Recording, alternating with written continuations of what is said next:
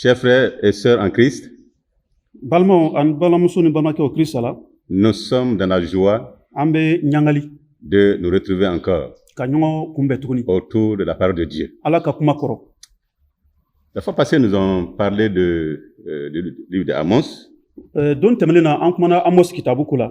le thème qui était retenu, c'était « Prépare-toi à la rencontre de ton Dieu ». Selon Amos chapitre 4, des versets 4 jusqu'au verset 13. Amos était un berger. Et également, il cueillait également ce qu'on appelle les sycomores. Et étant dans ses tâches, le Seigneur l'a appelé à proclamer sa parole dans les royaumes du Nord qu'on appelle Israël. Parce que le peuple de Dieu était empêtré dans des pratiques idolâtres. Et Dieu a dit au prophète Achia d'aller parler à Jéroboam, lui qui était le roi à l'époque, de faire attention et de mener le culte selon la loi de Yahweh. Mais malheureusement, ce jeune roi s'est fait ériger des sanctuaires un peu partout dans le pays. Et il a établi un sacerdoce qui ne vient pas de la descendance de Lévi. Du coup, le culte a été travesti. C'est vrai que politiquement, le pays était stable. Économiquement, le pays était stable. Et lorsque Dieu a envoyé Amos, c'est Jéroboam II qui était le roi. Alors Amos avait pour tâche de faire l'état des lieux sur le plan spirituel dans le royaume du Nord, et également de proclamer le jugement. Le jugement qui est dû au comportement inique du peuple du Nord. Et en 724-721, avant Jésus-Christ, ce que Amos a proclamé est arrivé. Alors, l'armée assyrienne a défait Samarie, la capitale, a tué beaucoup d'Israélites, et une partie a été déportée loin de Samarie. Et nous avons vu qu'en tant que chrétiens, nous devons vivre la vie du Christ ressuscité, être des témoins de l'évangile quotidiennement, en attendant le retour de notre Seigneur Jésus-Christ.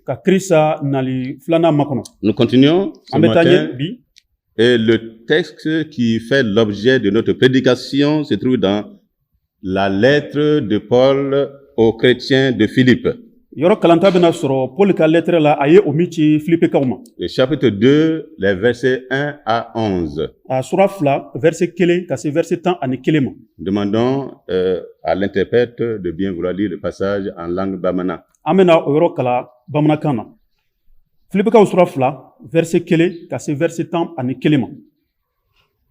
Ni dusalo be krisala, ni dususuma be kanuyala, ni janyoya be nisanula, ni hine ani makari be ye, aye aw mirelu ke kelen ye, ka ne ka nyangali dafa, kanuya kelen ka ke aw la, aw kono ka ke kelen ye, aw mirili ka ke kelen ye, aw kana foyi ke ni farali dusu ye, wala yere jiranciya, nga aw be ka aw yerew majigi, ka jate ko, aw mogoɲɔgɔnw ka fisa ni aw yɛrɛw ye.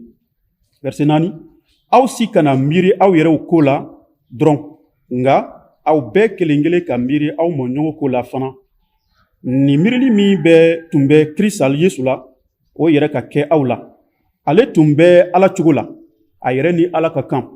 A ma o jate bɔsilifɛn ye, nga a ye o mabɔ a yɛrɛ la ka jɔn cogo ta, ka kɛ adamaden bɔɲɔgɔnko ye. A sɔrɔlen mɔgɔ bisigi la, a ye a yɛrɛ majigi k'a kɛ kanminɛba ye fo ka se saya ma genge jiri la saya yɛrɛ.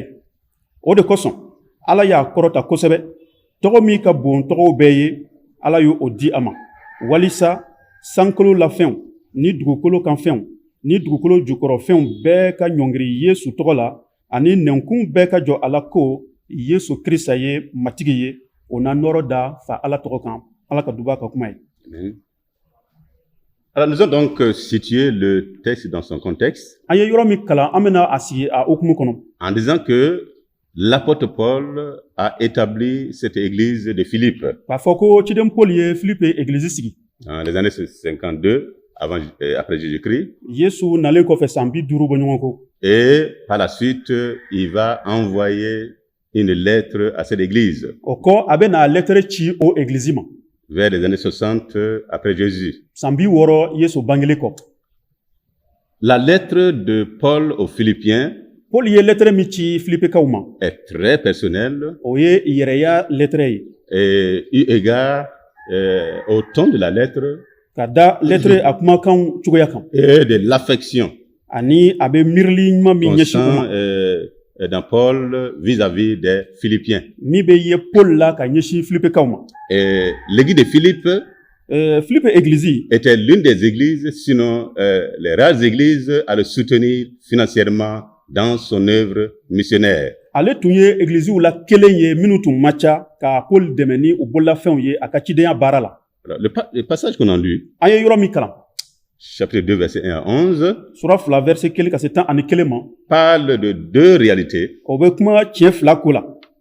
La communion fraternelle entre les frères et sœurs au sein de la communauté. Sɛbɛn min bɛ danabaw ni ɲɔgɔn cɛ o église kɔnɔ. Et Paul donne Jésus-Christ, le Sauveur et Seigneur, comme un exemple. Ani ciden Paul bɛ Yesu Krista o min ye an matigi ni an kisiba ye ka o kɛ misali ɲuman ye. Alors donc à partir de verset 6 jusqu'au verset 11. Ka daminɛ verset 6 ka se verset 11 ma. Alors beaucoup de connaisseurs du Nouveau Testament layidu kura dɔnba caman ko pensent que cette série de versets constitue ce qu'on appelle une hymne.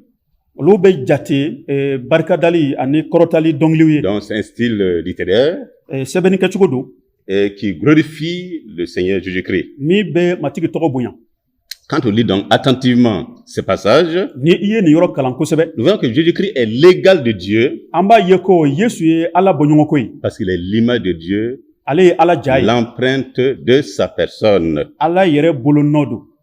Jésus-Christ n'a pas tenu compte de son égalité avec Dieu. Nka Yesu ni ala ka kan min kɛ a ma o jate bosilifɛn ye. Mais il s'est dépouillé. Nka a ye a yɛrɛ mabɔ o la. Il s'est abaissé. A ye a yɛrɛ majigi. D'où son abaissement en tant que fils de Dieu. O de la hali k'a sɔrɔ ala den don a ye a yɛrɛ majigi. Lorsque nous lisons plutôt dans Jean chapitre 17 verset 5. N'an bɛ Yohana sura 17 verset 5 kalan. Voici ce que Jésus dit. Yesu bɛ min fɔ o filɛ nin ye. Dans sa prière. A ka delili la. Et maintenant, glorifie-moi, toi Père, auprès de toi-même, de la gloire que j'avais auprès de toi avant que le monde fût. Sisan ne fa, nɔrɔ min tun bɛ ne kan i fɛ sani diɲɛ ka da, o nɔrɔ da ne kan i yɛrɛ da fɛ. Jésus-Christ, la parole faite chair, Yesu Krista, ala ka kuma min kɛra farisogo existe de toute éternité. O bɛ yen nɔ, a bɛ to ten badabada. Jésus n'a pas été créé. Yesu ma dan. Il existe de toute éternité. Yesu bɛ yen badabada. Et lui-même a dit à ses disciples que celui qu'il a vu le Père. Min ye ale Yesu ye, o ye ale fa ye. Et que lui et le Père sont un. Ko ale ni a fa ye kelen ye. Jésus-Christ a pris la forme d'un esclave. Yesu ye jɔn cogoya ta. Devenant semblable aux hommes. Ka kɛ adamadenw bɔɲɔgɔnko ye. Dans l'Empire romain, Romains ka marabolo la. Il y a des empereurs qui se sont fait appeler seigneurs. Masakɛ dɔw y'a fɔ u yɛrɛ ma ko olu ye matigiw ye. L'esclave n'était pas considéré. Jate foyi kun tɛ jɔn kan. Dans l'Empire romain. Romains fɛ yen. Et le propriétaire avait droit de vie et de mort sur les esclaves. Ani jɔntigi sago kun bɛ a ka jɔn la hali ka ani yɛrɛ bɔ. Dans Luc chapitre 22 verset 27, Luka sura 22 verset 27. Jésus dit à ses disciples Yesu bɛ kuma kalandenw fɛ. Qu'il est au milieu d'eux. Ko ale bɛ u cɛma. Comme celui qui sert. I n'a fɔ mɔgɔ min bɛ baara kɛ. Et pourtant, hali ka sɔrɔ il l'appelle le maître. U bɛ ale tɔgɔ wele ko matigi. Le Seigneur. U b'a fɔ a ma makɛ. Jésus dit qu'il est venu pour servir. Yesu ko ale nana ka baara kɛ. Et dans Jean chapitre 13, Yohana sura 13 la, lors de la Pâque juive, yahudiw ka tɛmɛkan seli wagati la, avant que Jésus soit livré yani Yesu ka don bolo la entre les mains des pécheurs, mɔgɔ jugu jurumutaw bolo, il a réuni ses disciples, a ye kalandenw lajɛ, il s'est levé, a wulila, il a enlevé ses habits de fête, a ye a ka donbafini bɔ a yɛrɛ la, il a enfilé un accoutrement de serviteur, ani baarakɛlaw bɛ fini min don ka baara kɛ so kɔnɔ, a ye olu ka fini don, pris une jarre, a ye jidaga dɔ ta, il a versé de l'eau, a ye ji don a kɔnɔ, et il a commencé à laver les pieds de ses disciples a y'a daminɛ ka kalandenw senw ko, et à les essuyer par une serviette. ani a ye fini dɔ ta ka u senw jɔsi ni o fini ye. Il était au nombre de 12, les apôtres. Cidenw tun ye 12 ye. Si Jésus devait laver les 2 pieds de chacun, ni Yesu tun bɛ u bɛɛ sen 2 ko, alors donc faites le compte. a ye jate bɔ. Donc ça montre l'abaissement de Jésus-Christ. O b'a yira ko Yesu ye a yɛrɛ majigin. Il s'est abaissé. A ye a yɛrɛ majigin. Il s'est considéré comme serviteur. A ye a yɛrɛ kɛ Il baarakɛla a ye. lavé les pieds. A ye senw ko. Et ensuite, O kɔ, il a pris ses vêtements de fête. a ye a ka donbafiniw ta. Et il a commencé à les enseigner A y'a daminɛ ka kalan di u ma. pour leur montrer que K'a jira u la ko, ce geste qu'il vient de faire, ale filɛ nin ye ka min kɛ, il leur donne un exemple. o ye misali de ye u bolo. Parce que les 12, après la Pâque, après l'ascension de Jésus-Christ et avec la fondation de l'Église, ce sont ces apôtres-là qui allaient jouer le rôle de serviteurs. Ka da kan ni Pentecôte tɛmɛna Yesu sara a su kununa ani église mana sigi, o cidenw de bɛ jɔ ale jɔyɔrɔ la. Durant son ministère terrestre, K'a to dugukolo kan, voici ce que Jésus a dit. Yesu ye min fɔ o filɛ nin ye. Car le Fils de l'homme est venu non pour être servi, mais pour servir et donner sa vie comme la rançon de plusieurs. Ka tuguni mɔgɔ denkɛ ma na mɔgɔw ka baara kɛ a ye, nga a nana ka baara kɛ mɔgɔw ye, ka a yɛrɛ di ka kɛ mɔgɔ caman kumabɔ sara ye. Selon le passage que nous avons lu, An ye yɔrɔ min kalan, l'abaissement de Jésus-Christ se manifeste également par son obéissance et son humiliation. Yesu ka yɛrɛ majigiliya o bɛ jira nin fɛ, a ye a yɛrɛ majigi kosɛbɛ ani a sɔnna ko ka da kan min bɛ mɔgɔ lamaloya. Parce que il a accepté la mort ignominieuse de la croix. A sɔnna hali o saya nɔgɔlen gɛngɛjiri la saya kɔni o ka se a ma. Honteuse, réservée aux criminels. Saya min ni a bilalen bɛ kojugukɛlaw ye. Il s'agit du supplice de la croix. Gɛngɛjiri la tɔɔrɔ. Jésus a été flagellé. O ye gɛngɛ kɛ ka a gosi. Il a été crucifié. O ye a gɛngɛ. Jésus a accepté toute cette humiliation. Yesu sɔnna o maloyala kow bɛɛ ma. À cause de nous. Anw kosɔn. Afin que nous soyons sauvés. Walisa anw ka kisi. Et les résultats ou les conséquences de l'abaissement de Jésus-Christ, le Fils de Dieu, Yesu ka yɛrɛmajigiliya Ala denkɛ a taamasiyɛn filɛ nin ye. c'est l'élévation. Wa kɔrɔtara. Le Père a souverainement élevé son Fils Fa ye a denkɛ kɔrɔta en kosɛbɛ. le ressuscitant des morts. Ka a su kunu. Et il lui a donné le nom qui est au-dessus de tout nom. Tɔgɔ min ka bon tɔgɔ bɛɛ ye a ye o tɔgɔ da a kan. Et dans Éphésiens chapitre 1 verset 22, Efesikaw sura 1 verset 22 nous lisons, an b'o kalan. il a tout mis sous ses pieds et il a donné pour chef suprême à l'Église. Ala ye fɛn bɛɛ kolo Kirisa ye k'a di ka kɛ Église kuntigi ye ko bɛɛ la. Jésus-Christ par sa mort et sa résurrection Yesu Kirisa saya ni a sukululi a fɛ, vaincu Satan et ses démons. a ye se sɔrɔ sitanɛ n'a ka Il denjuguw a kan. vaincu la mort. A ye se sɔrɔ saya kan. Il est au-dessus de toutes choses A bɛ fɛn bɛɛ sanfɛ. et tout subsiste en lui. Ani fɛn bɛɛ bɛ ɲɛnamaya ale de la. Raison pour laquelle O de kosɔn, tout genou doit fléchir devant lui kinbiri bɛɛ ka ɲɔngiri ale ɲɔkɔrɔ, dans les cieux, sankolo la, sur la terre dugukolo kan, et dans les régions inférieures de la terre. ani dugukolo jukɔrɔ yɔrɔw bɛɛ la. Toutes les créatures lui sont soumises. Danfɛnw bɛɛ kololen don Kirisa Parce ye. que tout pouvoir lui a été donné dans les cieux et sur la terre. Ka tuguni sebaya bɛɛ dira a ma sankolo la ani dugukolo kan. Comme je l'ai dit tantôt, N y'a fɔ wagati dɔ la, au temps des empereurs romains, ɔrɔmɛkaw ka mara wagati la, alors certains d'entre eux se sont fait appeler seigneurs dɔw ye u yɛrɛ tɔgɔ da ko matigi. et ils ont exigé U ye a jagoya que leurs armées les adorent comme tels. ko u ka mɔgɔ maralenw ka u bato o cogoya la. Et tous les contrevenants étaient punis de mort. Ani tun bɛ ban ka o kɛ, o ni tun bɛ bɔ a la. Tous les êtres humains, hommes et femmes, Adamaden cɛman fara musoma kan. doivent confesser un jour que Jésus-Christ est Seigneur. Parce que toutes les nations vont se rassembler devant lui. Au dernier jour, en vue du jugement. Jésus-Christ règne sur toutes choses. Et son règne n'a point de fin. Les chrétiens de Philippe sont exhortés par Paul à vivre leur relation interpersonnelle en prenant comme modèle Jésus-Christ, son abaissement, son humiliation. Alors c'est ce que nous allons essayer de voir bientôt. Imiter Jésus-Christ dans la communion fraternelle. Alors Paul dit aux Philippiens qui sont des citoyens du royaume de Dieu. Et leur vie dans la société doit le refléter. C'est-à-dire, ils doivent montrer par la conduite au milieu des païens qui sont des enfants de lumière. Parce qu'ils portent également la parole de vie. C'est en cela que Jésus-Christ sera glorifié et que des hommes et des femmes vont venir au Seigneur Jésus-Christ. L'exhortation que Paul adresse aux chrétiens de Philippe porte spécifiquement sur la communion fraternelle et la conservation et la consolidation de l'unité en leur sein. Parce que des dissensions étaient apparues au sein de la communauté. Et quand nous lisons le chapitre 4, verset 2, alors on voit qu'il y a deux collaboratrices de l'apôtre Paul qui avaient des problèmes entre elles. Paul demande aux chrétiens de vivre en harmonie. C'est d'avoir un même sentiment, une même pensée et un même amour. Il doit bannir en leur sein toute forme d'orgueil, d'arrogance, et il doit chercher les intérêts des uns des autres. Les Philippiens doivent se comporter les uns envers les autres en manifestant la vie de Christ comme il a été lu versets 6 à 11.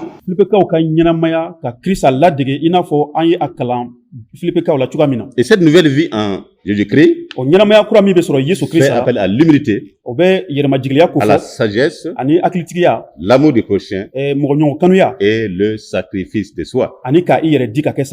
Car les Philippiens ne peuvent vivre en paix et en harmonie s'ils ne prennent pas Christ comme modèle de vie.